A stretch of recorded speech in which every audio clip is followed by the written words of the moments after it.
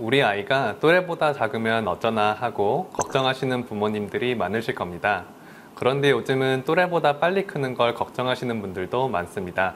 바로 성조수증에 대한 우려 때문인데요. 성조수증은 사춘기와 함께 시작되는 2차 성징이 비정상적으로 빨리 오는 질환을 말합니다. 사춘기는 뇌하수체를 조절하는 시상하부가 생식선 자극 호르몬이라는 화학적 신호를 분비하기 시작할 때 시작됩니다. 남자의 고환, 여자의 난소는 생식선이라고 해서 성호르몬을 분비하는 역할을 합니다. 뇌하수체가 생식선에 생식선 자극 호르몬을 분비하면 사춘기를 야기하는 테스토스테론 또는 에스트로겐 같은 성호르몬이 분비되면서 사춘기가 시작됩니다. 이에 따라 신체적 변화로 2차 성징이 나타나는데 여자아이는 10살 전후에 시작됩니다. 가슴이 커지고 음모가 생기기 시작하고 마지막으로 초경을 합니다. 남자아이의 경우에는 11살 전후에 시작되어 고환이 커지고 음모가 난 뒤 변성기가 오는 변화를 거치게 됩니다. 성조수증은 이러한 2차 성징이 같은 또래의 아이들보다 비정상적으로 빠른 경우를 의미합니다. 우리나라에서는 여자아이의 경우에 만 8세 이전,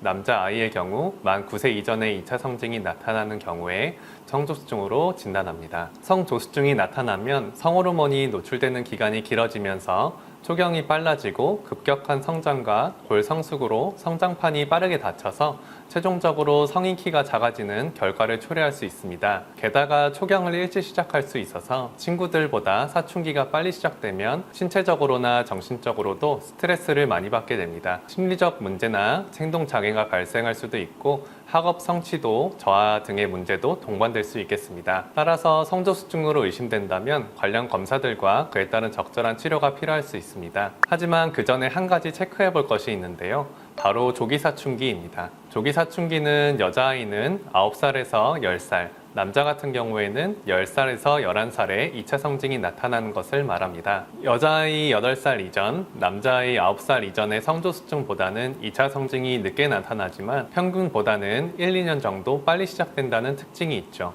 2차 성징이 좀 빠르긴 하지만 조기 사춘기는 성조수증과 다르게 희성장까지는 무리 없는 경우가 더 많습니다. 성조숙증인 경우에는 성호르몬 억제 주사를 맞는 치료가 필요할 수 있지만 조기 사춘기는 괜히 성호르몬 억제 주사를 맞았다가 오히려 성장이 더 억제될 수 있습니다. 그래서 조기 사춘기 가능성이 있다면 3개월에서 6개월마다 뼈 나이, 신체 발달 상태, 호르몬 수치들을 체크하면서 객관적인 지표들을 먼저 확인하는 것이 좋습니다. 성장 속도가 정상적이라면 굳이 호르몬 치료를 할 필요가 없기 때문이죠. 조기 사춘기는 병이 아니기 때문에 치료하지 않아도 되는 경우가 대부분입니다. 주위에서 흔히 볼 수 있는 사춘기가 1, 2년 정도 빠른 경우는 모두 성조수증이 아니라 조기 사춘기입니다. 다만 조기 사춘기는 꾸준한 관리가 필요한데요. 체지방이 많은 경우 더 빨리 나타날 수 있기 때문에 가정에서 체지방 관리를 철저히 해주시는 것이 큰 도움이 됩니다. 필요한 영양소는 섭취하되 탄수화물 섭취를 줄이고 단백질, 야채 등을 충분히 먹으면서 운동을 병행해서 건강한 다이어트를 하는 것이죠.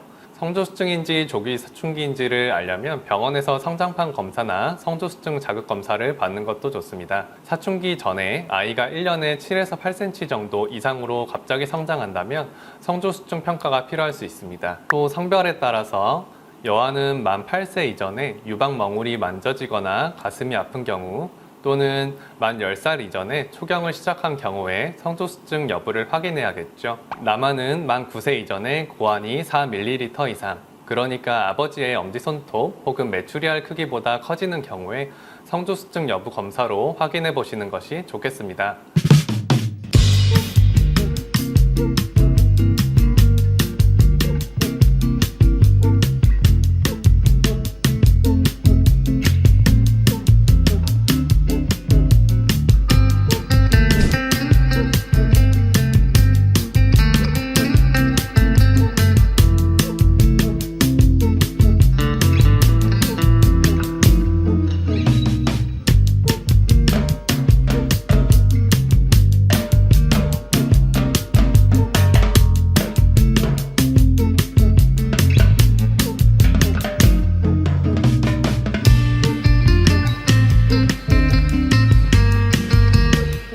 아이의 성장이 너무 느려도 문제, 너무 빨라도 문제가 될 수 있습니다.